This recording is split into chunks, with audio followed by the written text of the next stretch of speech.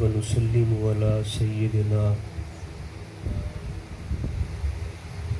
حبيبنا وشفينا مولانا وملجأنا ومأوانا محمد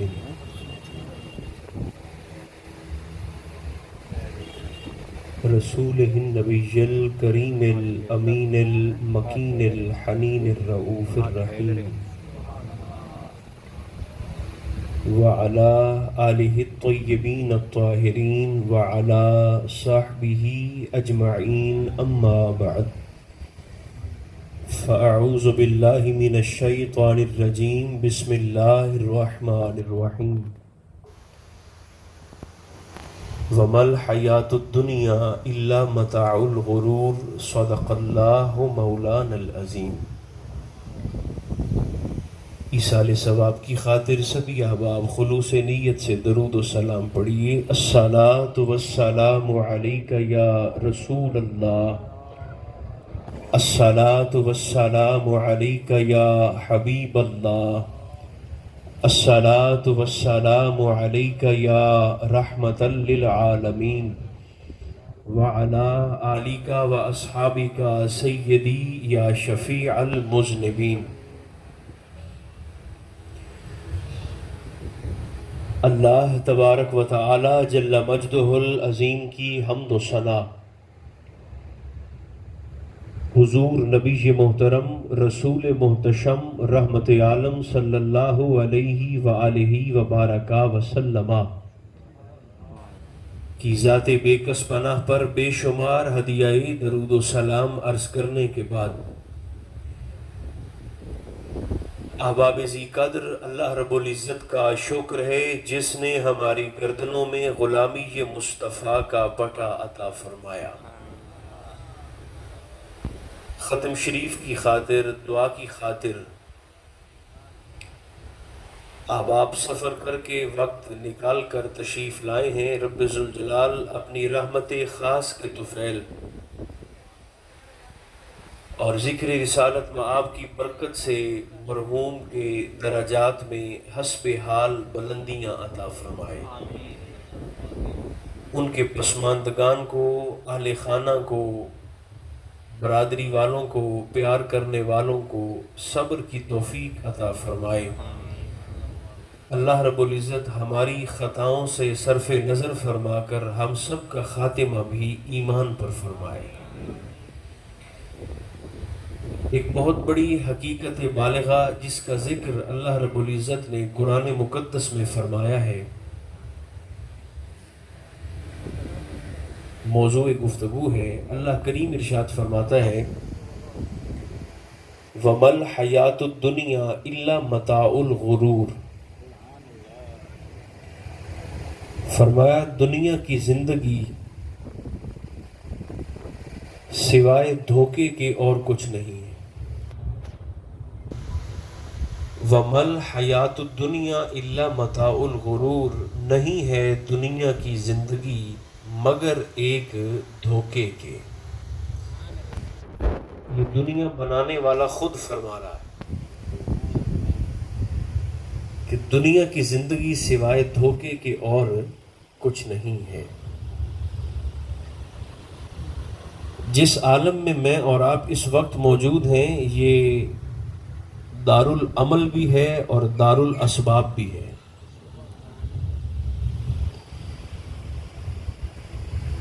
اور جو مزاج ہمارا بن گیا ہے کہ تعلق کو پیسے سے شروع کرنا اور پیسے پہ ختم کرنا، اس رویے کو رب رسول نے ناپسند فرمایا ہے۔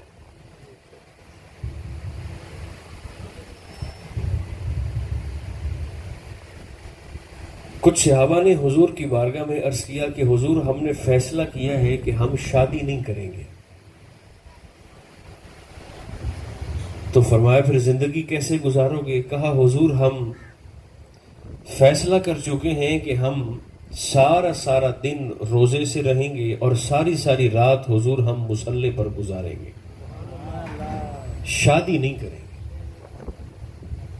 آقا علیہ السلام نے ارشاد فرمایا تمہارے سامنے بہترین زندگی وہ ہے جو تمہارے آقا نے تمہاری نظروں کے سامنے گزاری ہے. فرمایا جیسے تمہارے رب کا تم پہ حق ہے، فرمایا تمہاری جان کا بھی تم پہ حق ہے. تمہاری آنکھ سونا چاہتی ہے، تمہارے اعضاء آرام کرنا چاہتے ہیں. 450 سال کی عمر تھی حضرت عیسیٰ علیہ السلام کی. کتنی؟ آپ تھوڑی سی اپنی توجہ بڑھا لیں میری جانب، کیونکہ بیٹھنا تو آپ نے ہے ہی، اور توجہ ہو جائے گی تو پھر اس میں روحانیت بھی آ جاتی ہے اور پھر ذکر کا فیض بھی آ جاتا ہے. اور خاص طور پر میں یہ گزارش ضرور آپ کی خدمت میں بھی کروں گا اور کرتا رہتا ہوں کہ جب ایصال ثواب کی محفل ہو، ختم شریف کی محفل ہو، تو اس میں پڑھنے والے کو اور سننے والے کو، آنے والے کو اور بیٹھنے والے کو نیت کی خلوص سے بیٹھنا چاہیے، کیونکہ ایک ایک لمحے کا ثواب اللہ مرنے والے کو پہنچا رہا ہوتا ہے. تو اگر نیت میں اور توجہ میں خلل آ جائے تو پھر مرحوم کے ایصال ثواب میں گڑبڑ ہو جاتی ہے. 450 سال کی عمر شریف تھی سرکار عیسیٰ علیہ السلام کی. آیت کا ترجمہ ذہن میں رکھیں. اللہ فرماتا ہے، یہ جملہ کتنا خوبصورت ہے کہ دنیا بنانے والا خود فرما رہا ہے کہ دنیا کی زندگی سوائے دھوکے کی اور ہے ہی کچھ نہیں. 450 سال کی سرکار عیسیٰ علیہ السلام کی عمر شریف. ذاتی مکان نہیں تھا، اور جو آپ کی پراپرٹی ہے، ذاتی ملکیت ہے، اس میں ایک پیالہ ہے اور ایک تکیہ ہے بس. ایک دن اپنے گاؤں ناصرہ میں سفر فرما رہے ہیں تو آپ نے دیکھا کہ ایک شخص کنویں کے کنارے پر بیٹھ کر چلو سے پانی پی رہا ہے. گھر تشریف لائے تو وہ پیالہ اٹھا کے خیرات کر دیا اور فرمایا اس کے بغیر بھی اس کا مطلب ہے کام چل سکتا ہے. ایک تکیہ بچا. اگلے دن پھر سفر پر نکلے تو اللہ نے دکھایا کہ ایک شخص سر کے نیچے بازو کا ہاتھ کا سرہانہ بنا کر وہ سو رہا ہے. گھر تشریف لائے تو وہ تکیہ بھی خیرات کر دیا کہ اس کے بغیر بھی نظام اس کا مطلب ہے چل سکتا ہے. 450 سال کی عمر شریف ہے آپ کی، شادی نہیں کی. لوگوں نے کہا، صحابہ نے پوچھا حضرت عیسیٰ علیہ السلام، اور یہ وہ نبی ہیں جن کے لیے اللہ رب العزت نے نظام کائنات کو تبدیل فرما دیا. نبی کا اعزاز دیکھیں، نبی کا پروٹوکول دیکھیں. دنیا میں اور آپ اپنے والد کے نام سے جانے جاتے ہیں. ابھی آپ کی جیبوں میں شناختی کارڈ موجود ہوں گے، تو ہر شخص کے نام کے نیچے لکھا ہے اس کے والد کا نام. کسی کو بلانا ہو، کسی کو پکارنا ہو، کسی کی شناخت ہو، کسی کی پہچان ہو، کسی سے رابطہ رکھنا ہو تو اس کے والد کے نام سے پکارا، رکھا، بلایا، لکھا جاتا. مگر قیامت کے دن مجھے اور آپ کو ہمارے والد کے نام سے نہیں بلکہ ہمیں ہماری ماؤں کے نام سے پکارا جائے گا. ماؤں کے نام.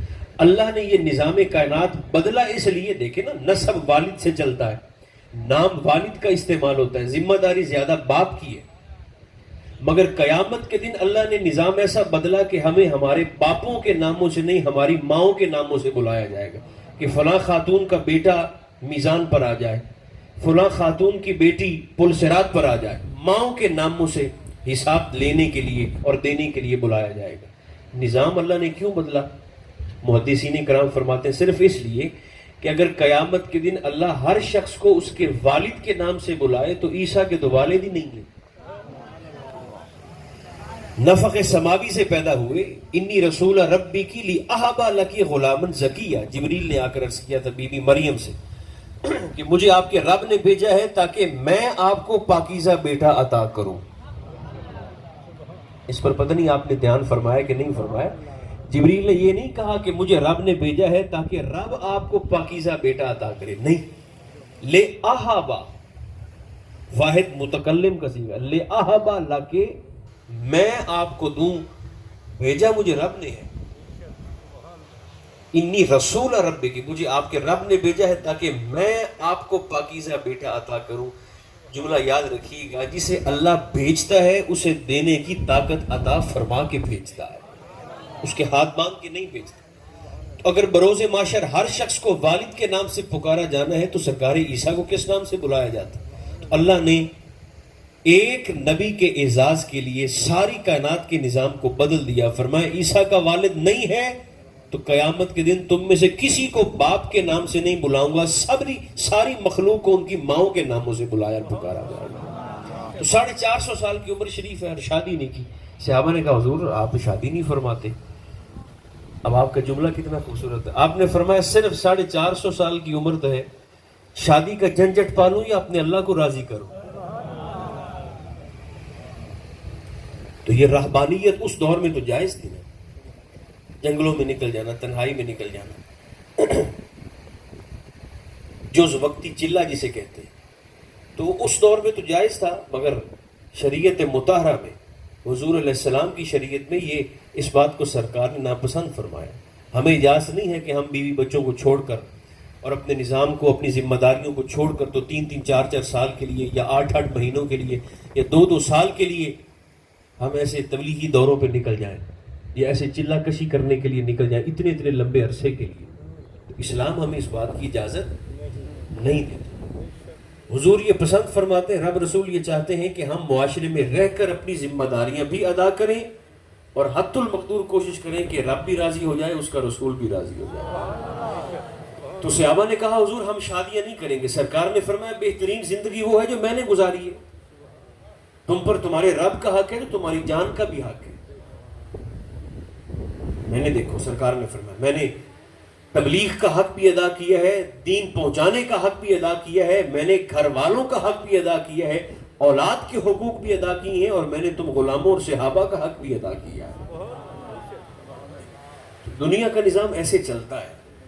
گزارش میں یہ کرنا چاہتا ہوں کہ جو رویہ اور طرز عمل ہم نے بنا لیا ہے, رب رسول نے اس کو ناپسند کیا ہے. رزق حلال کمانا عبادت ضرور ہے, کرنسی نوٹوں پر بھی لکھا ہوا ہے کہ حصول رزق حلال عین عبادت. رزق حلال کمانا عبادت ضرور ہے, جو جاگ رہے ہیں وہ توجہ فرمائیں گے.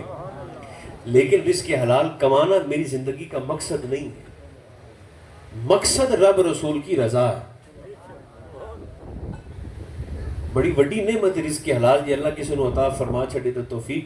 حضرت سلطان باہو فرماتے ہیں تم پیٹ میں حلال کا لقمہ ڈالو, رب نہ ملے تو قیامت کے دن مجھے پکڑ لینا. ایسے نہیں, آپ سارے زور سے بولیں سبحان اللہ. حضرت سلطان باہو فرماتے رحمت اللہ تعالی, رزق حلال رائے منزل اللہ رسول دی رضا ہے. لوگوں سے محبت کرنا, حقوق العباد ادا کرنا, یہ راستہ ہے. منزل اللہ اور اس کے رسول کی ذات ہے. اور نادان ہے وہ شخص جو راستے کو منزل سمجھ بیٹھتا ہے. ہم جیسے نسل در نسل کچھ چیزیں منتقل کرتے ہیں نا, ان میں سے ایک شے یہ بھی منتقل ہوتی ہے. اپنے بچوں کو ہم کہتے ہیں کہ بھئی دیکھو تیری زندگی کا مقصد صرف یہ ہے کہ تو نے مال اکٹھا کرنا, پیسہ کمانا. اس لیے وہ جو لوگوں کی صلاحیتیں تھیں ہمارے نوجوانوں کی, ہمارے طلباء کی, وہ ساری کی ساری ختم ہو گئی. اب کالجز سے اور اسکولوں سے اور یونیورسٹیوں سے اب صرف کلرک نکلتے ہیں, کچھ منیجر نکلتے ہیں, کچھ اس طرح کر کے ملازمت طبقہ پیشہ اس طرح کر کے نکلتا ہے کہ 2-4 لاکھ کما لیں اور زندگی کا نظام چلا لیں. وہ جو اللہ نے صلاحیتوں سے نوازا تھا, چونکہ ہر شخص کی صلاحیت جدا جدا ہے. 7.5 ارب انسان بستے ہیں اس کرۂ ارض پر, زمین پر, اور انفرادیت ایسی ہے کہ ہر شخص کے انگوٹھے کا نشان جدا جدا ہے, ایک دوسرے سے نہیں ملتا. کوئی استثنائی کیس ہو تو ہو, ورنہ ایک شخص کا دوسرے سے کوئی موازنہ نہیں ہے, الگ الگ نظام.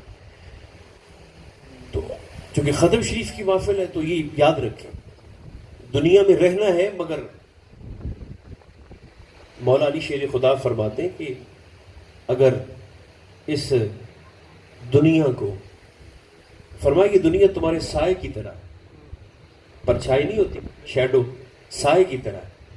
فرمایا اس کی طرف منہ کر کے اسے آگے چلا کے اس کے پیچھے چلو گے تو یہ تمہیں تھگا کے مار دے گی اور ملے گی بھی نہیں, اور اگر اس کی جانب پیٹ کر دو گے تو جیسے سایہ تمہارے پیچھے پیچھے چلتا ہے, فرمایا دنیا اور اس کی نعمتیں ایسے تمہارے پیچھے پیچھے چلیں گے.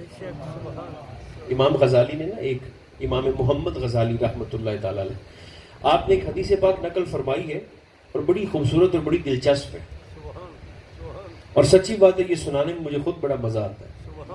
امام محمد غزالی نے آپ فرماتے ہیں کہ سرکار دو عالم علیہ السلام نے 1450 سال پہلے، 1500 سال پہلے کچھ لوگوں کی نشانیاں ہمیں بتائیں، اور سرکار نے فرمایا جس جس بندے میں یہ نشانی پائی جائے اس کے پاس نہ بیٹھنا، تمہارا دل مردہ ہو جائے گا۔ اگر پسند فرمائیں تو عرض کروں آپ کی خدمت میں، وہ نشانیاں میں اپنے اندر بھی دیکھوں، آپ اپنے اندر بھی دیکھیں، سنا میں دیتا ہوں۔ آقا فرماتے ہیں جس جس بندے میں یہ نشانی پائی جائے اس کے پاس نہ بیٹھنا، تمہارا دل سیاہ بھی ہو جائے گا، مردہ دل ہو جاؤ۔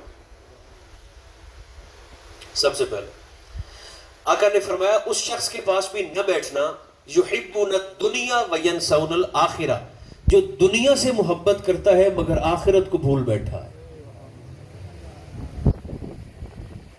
اچھا، آپ کی تھوڑی سی توجہ اور بڑھانے کے لیے نا میں آپ کو حضور کا ایک اور فرمان سناتا ہوں، اور کم و بیش ہر جلسے میں سرکار کے اس فرمان کا تو میں خاص طور پر ذکر کر رہا ہوں، جو نوجوان ہے وہ بالخصوص اس کو قبول فرمائیں۔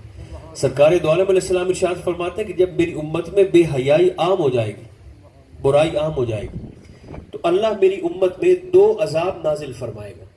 حضور کون سے؟ فرمایا ایک تو جوان موتیں ہوں گی، اور دوسرا اللہ ایسی بیماریوں کے اندر تمہیں مبتلا کرے گا جن کا سرے سے علاج ہی کوئی نہیں ہونا۔ لا علاج بیماریاں اور جوان موتیں، یہ اللہ کے عذاب کی ایک صورت ہوگی۔ آقا فرماتے ہیں کہ جب میری امت میں بے حیائی عام ہو جائے گی۔ رکھیں دل پہ ہاتھ اور مجھے بتائیں آج وہ زمانہ ہے یا نہیں ہے؟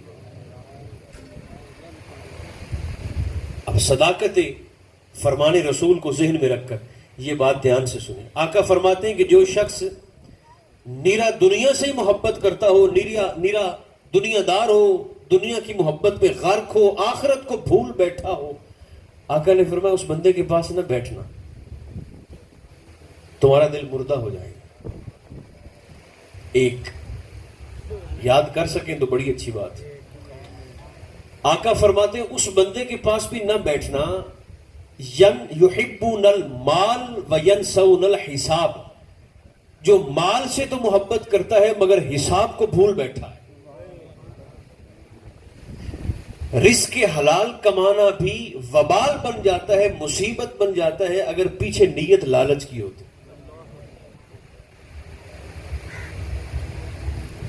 مال جمع کرنے کا لالچ ہونا تو رزق حلال بھی وبال بن جاتا، مصیبت بن جاتا۔ 2 حدیث پاک آپ کی خدمت میں عرض کروں گا۔ دیکھیں، ایک شخص بیٹھا ہے منبر پر اور دوسرا بیٹھا ہے دکان کے گلے پر۔ کتنے؟ ایک منبر پر اور دوسرا دکان کے گلے پر۔ سچا کالے اور جنت دو منو چاہیے، منبر والے کو بھی چاہیے اور دکان کے گلے پر بیٹھنے والے کو بھی چاہیے۔ میں پورے ہوش کے ساتھ اور پوری ایمانداری کے ساتھ آپ کی خدمت میں یہ عرض کروں گا، اگر دکان کے گلے پر بیٹھا ہوا شخص رب رسول کے بتائے طریقے کے مطابق دکانداری کرتا ہے، وہ منبر والے سے پہلے اللہ کی جنت کا مستحق بن جاتا ہے۔ اس میں رتی برابر بھی کوئی شک نہیں ہونا چاہیے۔ جو لوگوں کے لیے فیض کا سامان اور ذریعہ نہیں بنتا، اللہ اسے ویسے دنیا کے حافظے سے مٹا دیتا ہے۔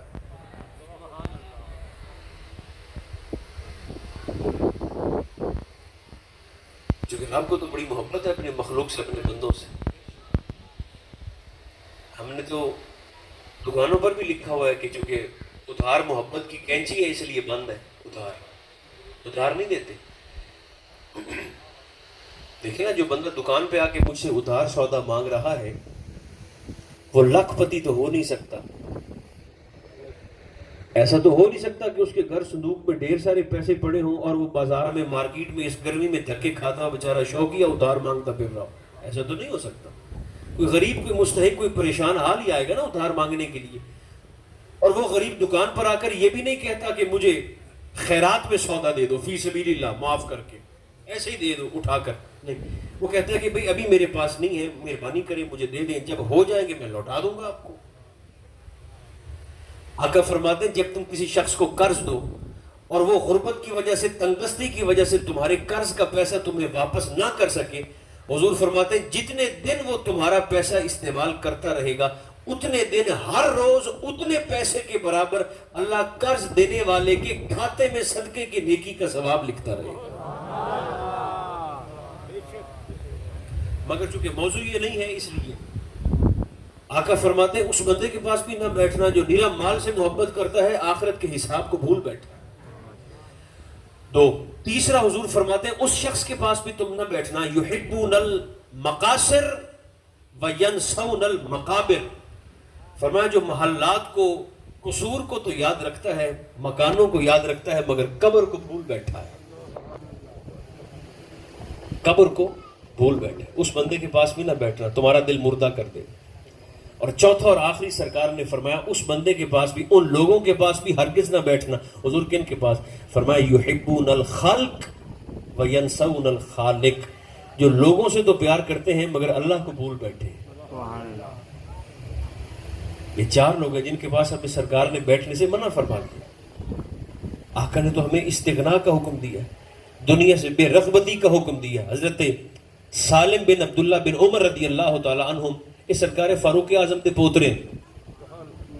بھئی آپ سن رہے ہیں کہ نہیں سن رہے؟ زور سے مجھے بول کر بتائیں. سرکار سالم بن عبداللہ بن عمر جناب فاروق اعظم کے پوترے. آپ بہت بڑے متقی بھی ہیں, بہت بڑے محدث بھی ہیں اور بڑی زبردست شخصیت کے مالک بھی ہیں تو بڑے سونے بھی ہیں. سرکار سالم دنیا سے بے رغبتی کیا ہوتی ہے؟ آپ بیت اللہ شریف کا طواف کرنے کے لیے حرم میں تشریف لے گئے تو مکہ کے گورنر کو پتا چلا کہ سرکار سالم تشریف لائے, جناب فاروق اعظم کے پوتے, گورنر ہے مکہ کا. اس نے کیا کیا, وہ اپنے گھر سے محل سے نکلا اور حرم شریف میں آ کر کھڑا ہو گیا. آپ کا راستہ روک کر سلام ہوا, مصافحہ ہوا. تو اس نے کہا, گورنر نے, اس نے کہا حضور مجھے پتا چلا کہ آپ تشریف لائے ہیں حرم میں عمرہ کرنے, طواف کرنے کے لیے, تو میری خواہش تھی کہ آپ سے زیارت بھی ہو, سلام بھی ہو. فرمایا سلام تو ہو گیا. اس نے کہا حضور میرا دل چاہتا ہے کہ آپ مجھ سے مانگیں تاکہ میں آپ کو کچھ عطا کروں. گورنر نے کہا, آپ کے چہرے پاک پر جلال آیا. آپ نے فرمایا تو بڑا بے وقوف ہے, تینوں کہیں گورنر لایا ہے, تو احمق ہے. اس نے کہا حضور کیا ہوا؟ فرمایا میں رب کے گھر میں کھڑا ہو کر بھی بندوں سے سوال کروں. ملتزم سامنے ہے, حتیم سامنے ہے, میزاب رحمت سامنے ہے, میں اللہ کے گھر میں کھڑا ہو کر بھی اس کے بندوں سے سوال کروں گا, تو بڑا جاہل اور احمق ہے. جب آپ نے ڈانٹا تو اسے سمجھ آئی کہ بات تو یہ ٹھیک کر رہے ہیں. اس نے آپ کا راستہ چھوڑا اور حرم شریف سے باہر جا کر دروازے پہ کھڑا ہو گیا. گورنر, آپ نے طواف مکمل کیا تو آپ باہر تشریف لائے, وہ آپ کا راستہ روک کر کھڑا ہو گیا. آپ نے فرمایا آپ کیوں کھڑے ہو؟ کہنے لگے جی میرا دل چاہتا ہے کہ آپ کچھ مانگیں, جو کہ بڑے آپ درویش ہیں, تاکہ میں آپ کو دے دوں. آپ سوال کریں تاکہ میں آپ کو عطا کروں. آپ نے فرمایا اچھا بڑا ضروری ہے؟ اس نے کہا جی بڑا ضروری ہے. فرمایا اچھا پھر یہ بتا, تجھ سے دنیا مانگوں کہ دین مانگوں؟ کیا مانگوں؟ دنیا کے دین؟ تو گورنر نے کہا جی دین تو آپ کے پاس ہے, مجھ سے آپ کو دنیا مانگ لیں. دین کی شے تو کوئی میں آپ کو نہیں دے سکتا, دنیا مانگ. تو آپ مسکرا کے آگے چل پڑے. وہ پھر بھاگا اور دامنگیر ہوا. اس نے کہا حضور اب کیا ہوا؟ اب جملہ کتنا خوبصورت ہے. سرکار سالم نے فرمایا بھی دیکھو دنیا تو میں نے آج تک دنیا بنانے والے سے نہیں مانگی, میں تجھ سے کیا مانگوں؟ یحبون الدنیا وینسون الآخرہ. آقا فرماتے ہیں اس بندے کے پاس بھی نہ بیٹھنا جو دنیا سے محبت کرتا ہے مگر آخرت کو بھول بیٹھا ہے. اسلام نے ہمیں استغنا کا حکم دیا. ان لوگوں نے تو محبت دنیا کو اپنے قریب پھٹکنے تک نہیں دیا, دنیا کی محبت کو. آپ حیران ہوں گے جو سننے کا شوق لے کر یہاں بیٹھے ہیں نا, جن کی ہم 11ویں شریف کھاتے ہیں, سرکار غوث اعظم رضی اللہ تعالیٰ عنہ, حضور غوث الثقلین و غیث الکونین رضی اللہ تعالیٰ عنہ. سرکار غوث اعظم اگر بہت بڑے خطیب تھے, بہت بڑے مدرس تھے, بہت بڑے پروفیسر تھے, پڑھاتے تھے, ٹیچر تھے, اور بہت بڑے روحانی شیخ تھے, روحانی پیشوا تھے, وہیں پر میرے دوستو سرکار غوث اعظم ایک بہت بڑے تاجر بھی تھے. نہیں آپ تھوڑا زور سے بولیں نا, تو پھر بزنس مین بھی ہیں سرکار غوث اعظم, آپ کاروبار بھی کرتے تھے. ایک دن پڑھا رہے ہیں اور وہ طلباء بھی ایسے نہیں طلباء تھے جیسے آج کل ہم دیکھنے میں آتا ہے. شیخ سادی پجامن شیراز دی گلی سے کتا آپ بھوک پیا, شیخ سادی شیرازی, تو آپ کھلو گئے تھے, کتے نے مخاطب ہوتے فرمیندے مینوں کیوں بھونکنا ہے, میں کو تینوں پڑھایا ہے. شیخ سعدی فرماتے تو ایسے شاگرد نہیں تھے اس دور میں. 360 کتب اکتاب 360 اکتاب ہر ویلے غوث اعظم دی بارگاہ دے وچ حاضر باش رہتے ہیں, اور آپ کے شاگرد تھے. 70 ہزار کا مجمع ہوتا تھا. یہ گل وجہ نہ چھڑیا جیڑی میں سنیندا پیا. دنیا سے بے رغبتی کیا ہوتی. دیکھیں نا, سرکار غوث اعظم پڑھا رہے ہیں کلاس میں بیٹھ کر, تو ایک شخص بھاگتا ہوا ایسے دروازے سے اندر آیا اور کہنے لگا حضور وہ جس بحری جہاز پر آپ کا تجارتی سامان نہیں آ رہا تھا. فرمایا ہاں حضور وہ جہاز ڈوب گیا ہے. یہاں کسی کا 2-4 لاکھ ڈوب جائے تو بندہ خود ڈوب جاتا ہے. ہوتا کہ نہیں ہوتا؟ ختم. چل پھر نہیں سکتا, اٹھ بیٹھ نہیں سکتا, بھی کروں کیا. اور بات کسی حد تک سچی بھی ہے. سرکار فرماتے ہیں جو سست آدمی اپنی ہمت سے اور محنت سے اپنی دنیا کو نہیں سنوار سکا اس نے آخرت کیا سنوارنی ہے. جس کا معاش نہیں ہے حضور فرماتے ہیں اس کا معاد بھی نہیں ہے. جس کی دنیا نہیں ہے اس کی آخرت بھی نہیں. کیونکہ ہر وقت ہی ایسے روزی اور دھندے کے چکر میں پڑنے والا وہ میرے دوستوں پھر اللہ کے حقوق کیسے ادا کرے؟ اسے تو کسی اور چیز کا ہوش بھی نہیں رہتا. اس لیے سرکار فرماتے ہیں کہ غربت سے پناہ کی دعا مانگنی چاہیے کہ غربت انسان کو کفر تک لے جاتی ہے. پیٹ کا جہنم انسان کو جہنم کی آگ تک لے جاتا ہے. تو اس نے کہا حضور غوث اعظم سے رضی اللہ تعالیٰ عنہ, جن سے ہماری نسبت ہے, جن کی خاک پا ہمارے سر کا تاج ہے, جن کی شفاعت کے بروز معاشر ہم امیدوار ہیں. اس نے کہا حضور آپ کا بحری جہاز جس سامان وہ لے کے آ رہا تھا نا حضور وہ سارے ڈوب گئے. آپ نے فرمایا الحمدللہ, الحمدللہ. وہ چلا گیا. تھوڑی دیر کے بعد دوبارہ پلٹ کے بھاگ کے آیا. کہنے لگا حضور وہ جو جہاز ڈوبنے والی خبر تھی نا, فرمایا ہاں حضور وہ غلط تھی, جہاز خیریت سے لنگر انداز بندرگاہ پہ ہو چکا ہے. آپ نے پھر فرمایا الحمدللہ. وہ چلا گیا. شاگرد بیٹھے تھے آپ کی بارگاہ میں, انہوں نے کہا حضور دونوں دفعہ آپ نے الحمدللہ کہا, نقصان کی خبر میری پھر بھی الحمدللہ, یہ خبر غلط ہے یہ پتہ چلا تو پھر بھی الحمدللہ. اب جملہ سنیں, سرکار غوث پاک نے فرمایا دیکھو میں نے نقصان کی خبر پر بھی الحمدللہ کہا ہے, خوشی کی خبر پر بھی الحمدللہ کہا ہے. شاگردوں سے گواہی مانگی اور پوچھا. فرمایا دونوں دفعہ الحمدللہ آندے ہویا میرے چہرے دے تاثرات وچ کوئی تبدیلی تے تساں نہیں ویکھی کہ نقصان کے وقت میرا چہرہ اور تھا اور خوشی کے وقت میرا چہرہ اور تھا. میرے چہرے کے تاثرات میں کوئی تغیر اور کوئی تبدیلی تو نہیں دیکھی؟ شاگردوں نے کہا نہیں حضور آپ کا چہرہ اقدس اور اس کے تاثرات بالکل ایک جیسے تھے, خوشی کی خبر پر بھی نقصان کی خبر پر بھی. تو آپ نے تیسری بار پھر پڑھا الحمدللہ. لوگوں نے کہا حضور اب کیا ہے؟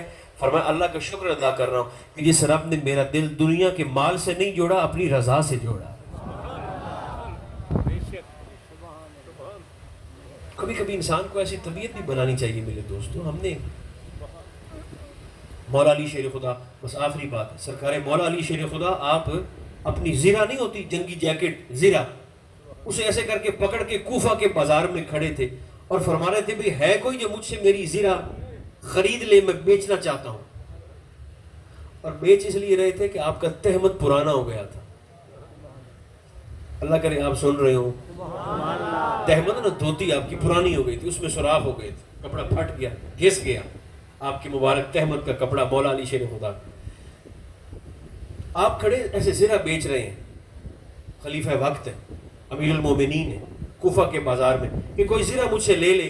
تو ایک شخص آیا تو اس نے آپ سے مخاطب ہو کر کہا حضور آپ کے پاس دھوتی کے پیسے بھی نہیں ہیں, زرہ بیچنے آ گئے ہیں مارکیٹ میں, تہمت کے پیسے بھی آپ کے پاس نہیں ہیں. آپ نے اسے 2 باتیں فرمائی. فرمایا پہلی بات تو یہ ہے کہ میں یہ زرہ بھی نہ بیچتا اگر مجھے سطر کو ڈھانپنے کا خیال نہ ہوتا.